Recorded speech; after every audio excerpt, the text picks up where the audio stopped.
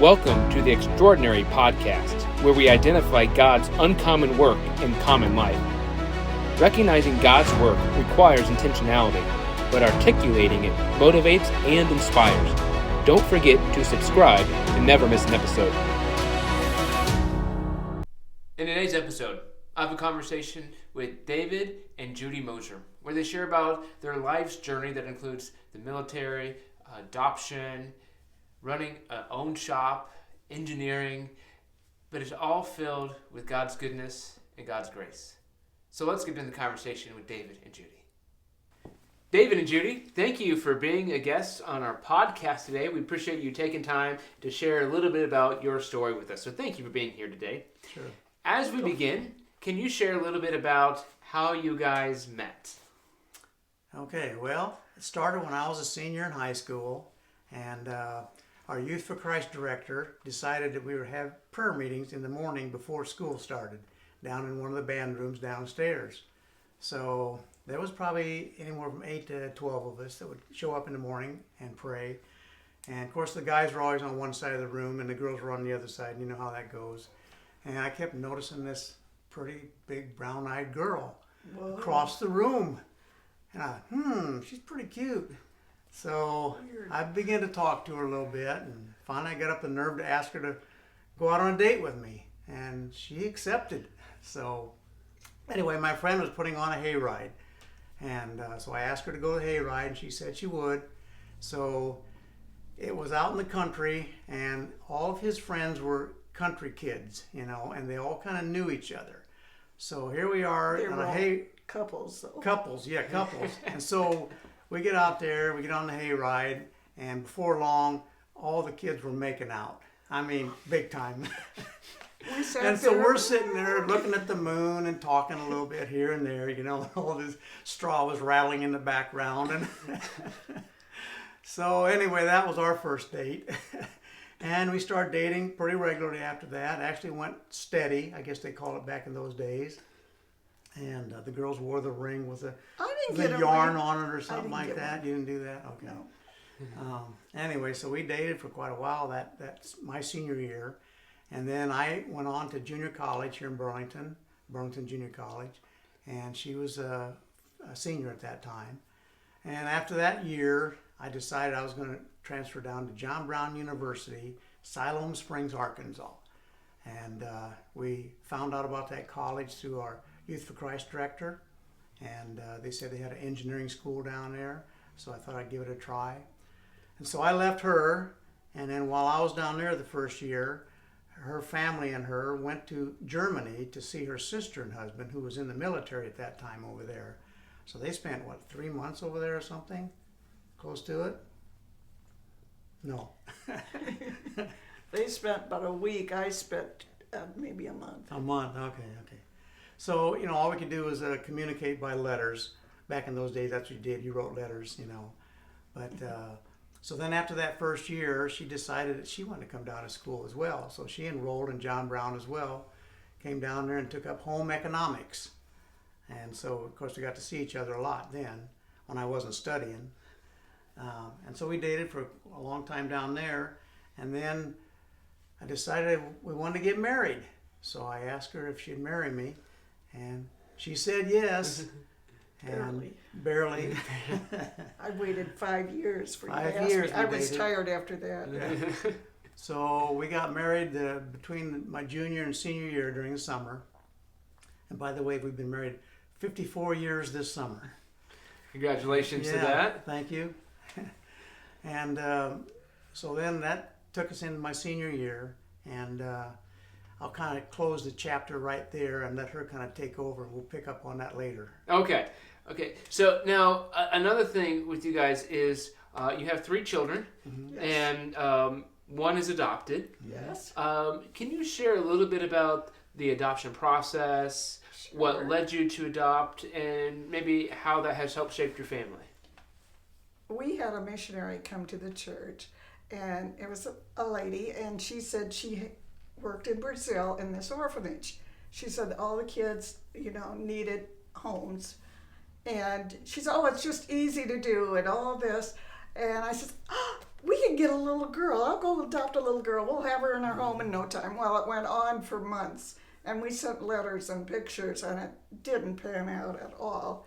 So finally we got a lawyer, and he kind of suggested we not go through Brazil at all, because a lot of times you'll send them money and you never get the child. The black market is what they deal in over there. And so we decided to go through Holt, which is an adoption agency, and within 5 weeks we had a child, which is really, really fast.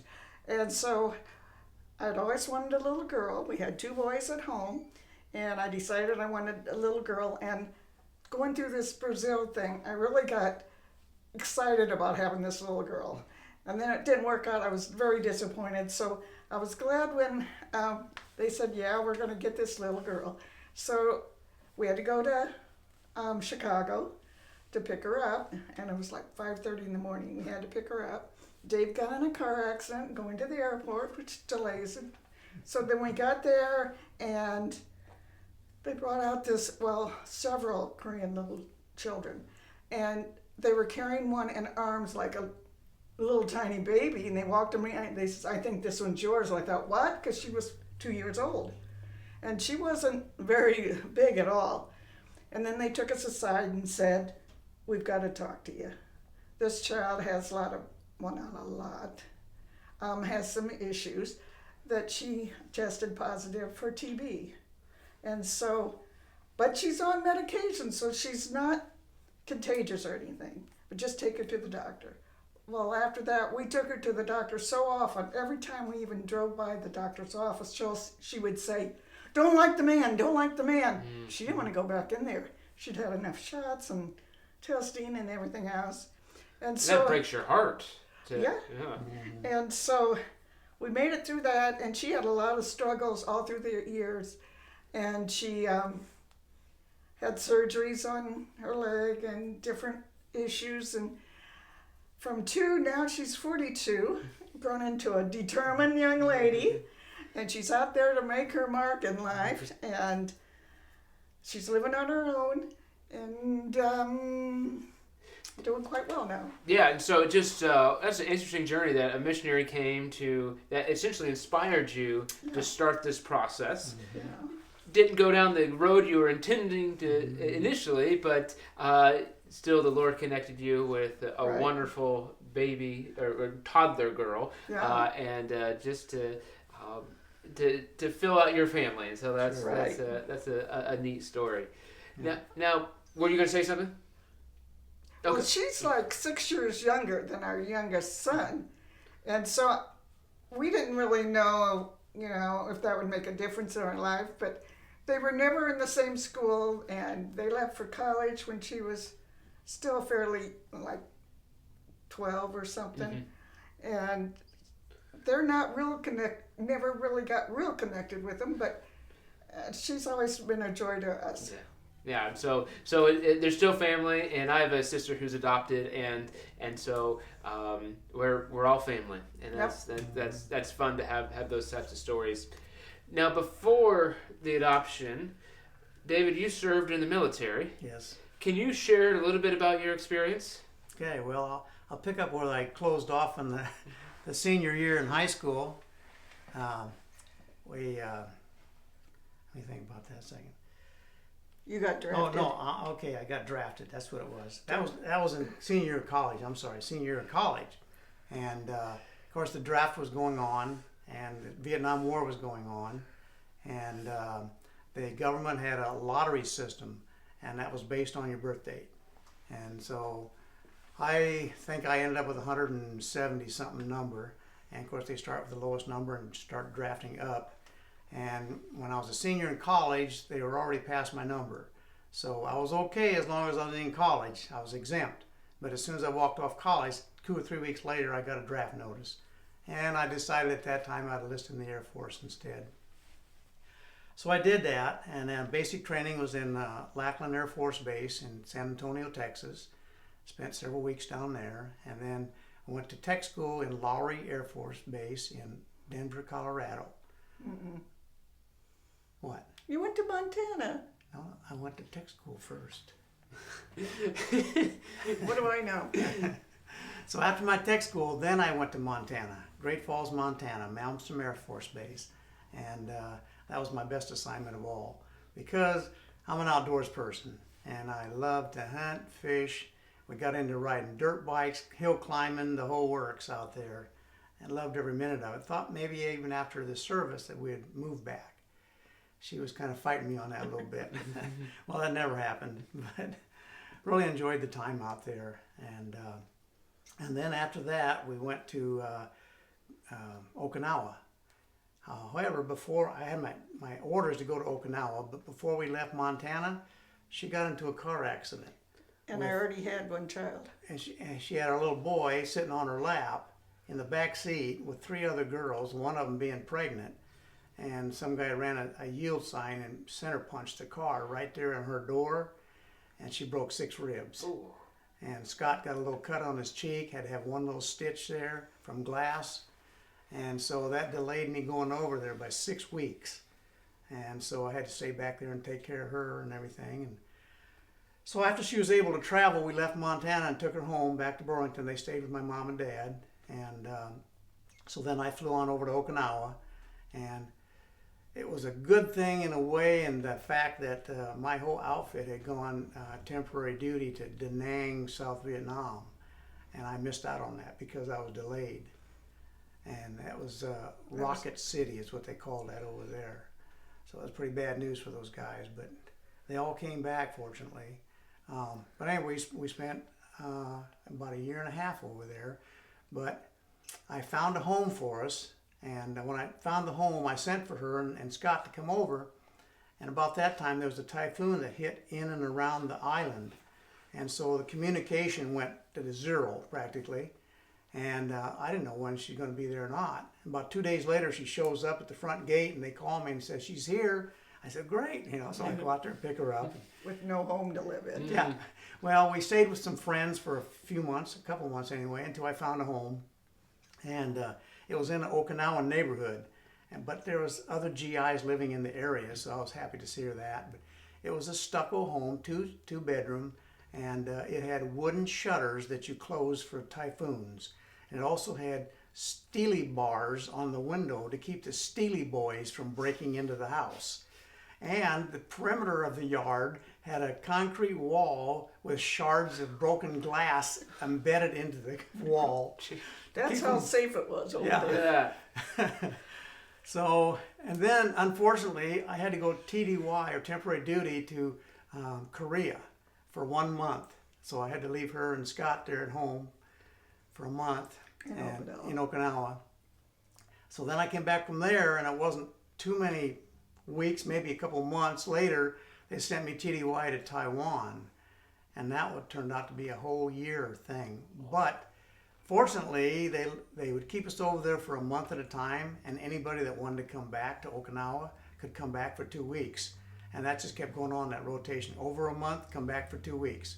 So that helped a little bit. But still, she was there alone a lot, So she had to learn to adapt. A lot. Yes. Yeah. Between fighting off big spiders, typhoon spiders, and shrews that crawl in your house, and big cockroaches. By myself, I had to fight all those off, but I was brave. One time I was in Taiwan, and the only way to communicate with her was through shortwave radio. So every time you'd say something, then you'd have to say over. And then the guy would switch over to her and let her say something. Then he'd switch back, after she said over. And it went back and forth. But I guess I could still hear you because all I heard was a blood-curdling scream one night. I go, what in the world is that? Well, it was so hot over there that she had put the mattress on the floor because it was a little bit cooler. And a gecko ran right across the top of her. And she screamed. I didn't know what had happened for a while. Those are our fun memories now, but it probably wasn't very fun right. then. No. Yeah. And now I will say, I'm not sure if this is the case, but that experience may have prepared you to be a small business owner and some of the hurdles that you would have to face. And so you had a shop in downtown Burlington for several decades. 32 to 35 years ago. So after you came back after the service, how long after the service before you started your shop? Well, were you unemployed for a while? Well, let me finish here. We went to, after Okinawa, we went to Grand Forks, North Dakota for my final assignment. Okay. And we spent about 10 months up there. And that's where Brian was born, our second child. I had to think about that one. Yeah, what time? So anyway, we traveled home with 2 little kids in the car. And then I got out of the service at that point.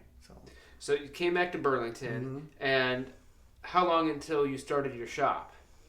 It was after you did get a job at General Electric, but then they closed down the plant. Not quite I'm yet. wrong again. Now, well, So, all right. So where'd your professional journey go at that point? Okay. After I got out of the service, I got hired at the Train Company, which is a large industrial boiler plant here in Burlington. And I was there for 4 years. And they had been in business for 100 years making boilers. And they closed the plant down while I was there. So fortunately, I got on at General Electric in the engineering department right away. And I spent 7 years there. But again, unfortunately, in the smaller plant that I was at for General Electric, they closed that one down as well. And so they hired me as a consulting engineer to go out to Philadelphia to kind of continue the work that we had done here in Burlington. And so I spent a lot of time traveling back and forth. But fortunately, they would let me go out there for 2 weeks and come back for a long weekend, like 4 days or something. So I got to see the kids and the wife then. But that went on for about 1.5 years. Yeah. well, then, after you did that, I think you started working to Aldi's. Well, a short bit but- at Exide Battery. That didn't pan out too well. Okay. And Then you went to then Aldi. But then they sent him out of the the state traveling for Aldi, and I was left alone again. And so I thought, I got to do something here. And I started working at one of my girlfriends asked me if I wanted to be a partner in this craft shop. Oh, sure, I could do that. So we did that. And it was more of a fun thing. It wasn't a profit-making thing. It was just a fun thing. And then the other girls dropped out. And then I was left to have the shop all by myself. And I loved having that shop. I loved doing my creating and my crafting and working with the people that would stop in. And I never had any complaints about what I made or whatever, except for, well, my sisters were the worst. I would make something, and sometimes they would come to the store and help me base coat stuff. And my sister would be so particular how she did it. Every little stroke had to be perfect. Well, then I'd put in the final touches, and then I'd take sandpaper and sand it all the rough edge and make it look primitive and antique. And she'd just throw a fit. She said, I just did that perfect and you messed it all up. I'm not going to do this anymore. But she did. And so she was my worst critic. I did have one customer that wanted David to build like a little chest. And he did that, and I painted it, and I put a coat of varnish on it. And she didn't want the varnish. When I showed her, what'd you do that for? And she just threw a fit because I don't want it like that. I just wanted it plain. And I thought I was protecting it, and that's what so I just said, fine. I mean, that's okay. I can sell it to somebody else. And I did. But she was all upset that I put a coat of varnish on it. But it all worked out. But the events downtown were exciting. He was gone all week. And then he'd come home on the weekends and do all the honeydew list things and shovel snow, mow grass and all that. And the rest of the week, I didn't cook or anything. I ate out a lot, did my little crafting. It all worked out fine. And we did that for many years. Yeah. How long did you have your shop? I had it like 32 to 35 years, yeah. The shop. And that kept me busy in the evenings because I would work at the shop, come home, do some crafting, take it down back to the store. It was the perfect job for me. Yeah. And so you would make a lot of the object or a lot of the things that you sold, but you would also go to sales and that type of stuff as well too. And I got to go to all the buyers market. I mean, you could go shop, go to Chicago or Kansas City, any place that had the market, and you could. It's like you weren't really spending your own money. You could just, I'll take a dozen of these and 10 of these and all these, and I thought, oh, this is pretty neat. So I did that for years and brought them back and resold them, because one person cannot make enough crafts, don't have time, and to fill up a whole store. And I even annexed to the next store over so that there was 2 of them together. All the events, the Christmas open houses and Halloween, all the holidays were just great down there. And everybody, kind of worked together down there and had a great time. So basically, it sounds like the crafts and the antique side of things is a passion of yours that Yes. you were able to use as a business essentially, Right. And so there was work involved. Yeah. Right? I mean, it was still work, but there's a big difference in working in your passions and doing work that you just have to do. And so that's great. So for 30 plus years, you had this shop downtown. What do you miss about it? I miss all the people, you met all kinds of people. Some of them kind of unique and strange. Other one was just super friendly. And you got to know a lot of the other business owners. They had after dinner parties and you got to mingle. It was a great time.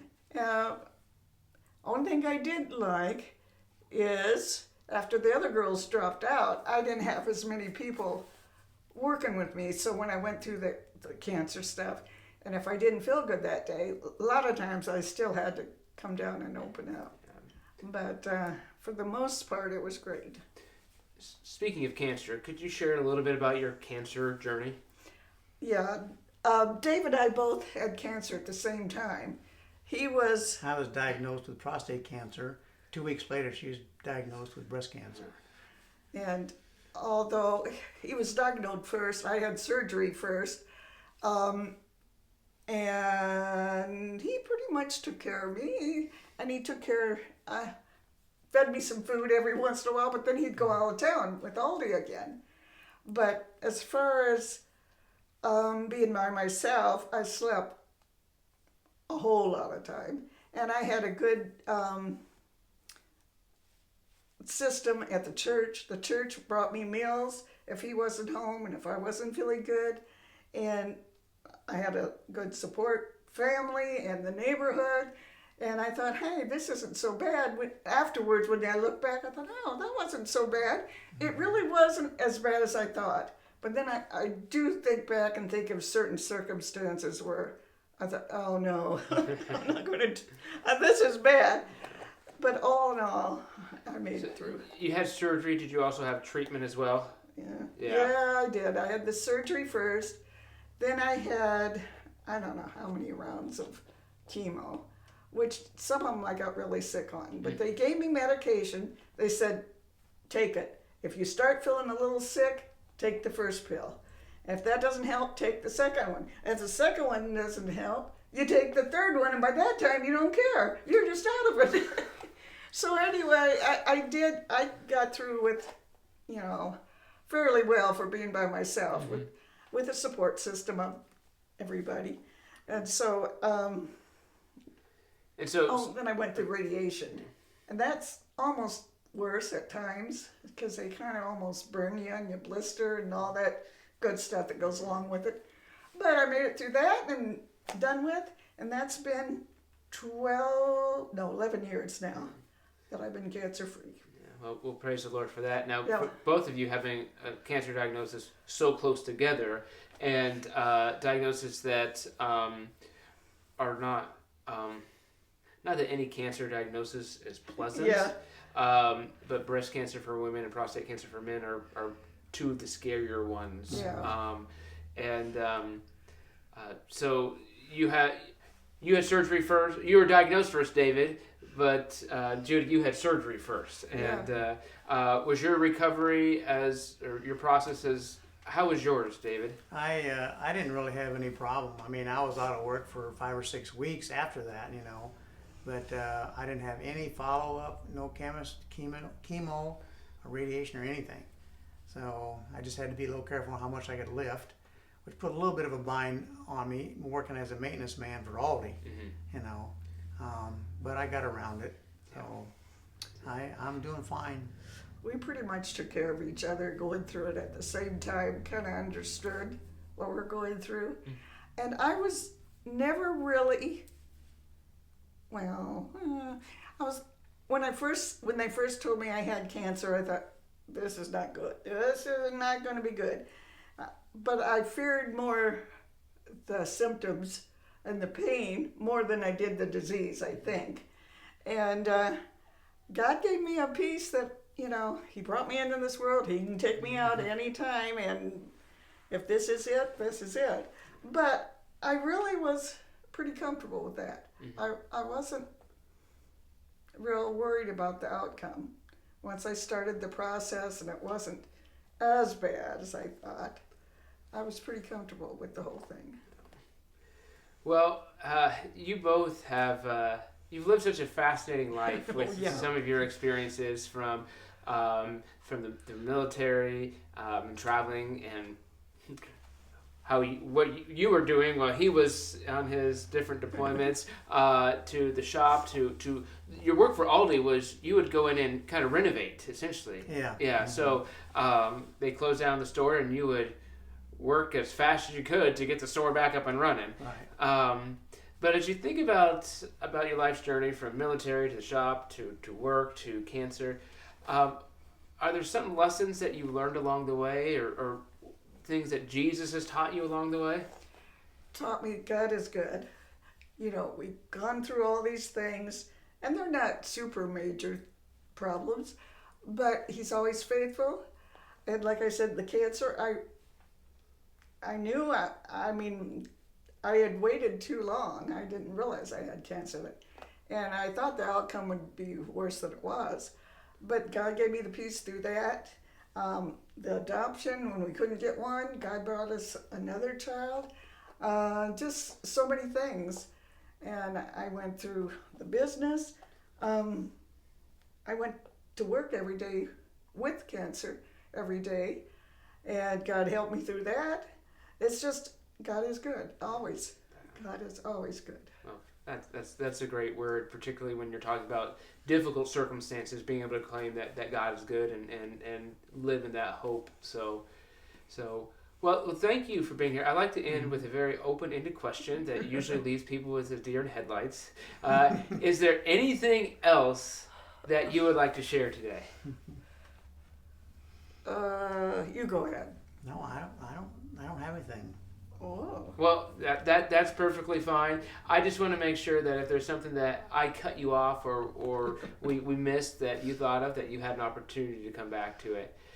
Well, I appreciate you guys sharing your story today and just allowing us to get to know you a little bit better, but also see the evidence of God's grace in your life as your life's journey. So thank you for being guests on our show today. You're welcome. Thank you for joining us for this podcast. Be on the lookout for how God does uncommon work in common life. And please subscribe to never miss an episode.